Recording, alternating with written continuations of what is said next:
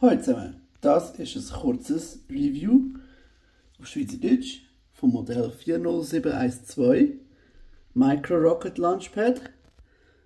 Das ist eine Limited Edition, die man im Moment bekommt oder hat bekommen, wo man etwas im Lego Store bestellt hat.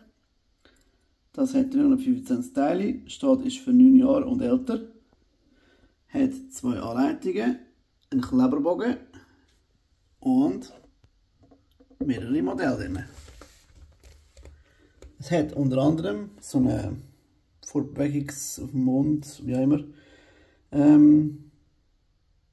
Ja, so eine Mondoberflächendüser. Cool ist, es hat so 2 so ganz kleine Mannsköpfe drin. Die sehen so aus. Die sind nur ein Open gross, sind sie einsetzen. Dann hat es eine Startrampe. Eine Rakete. Die Rakete ist auch eigentlich dafür gedacht, dass man die in die Startrampe einsetzen kann.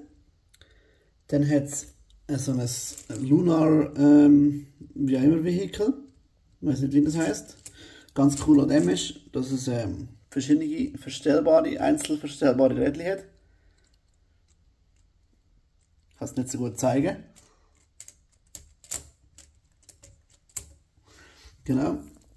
Weitere Besonderheit an dem ist, dass man die Rakete hier auch hier oben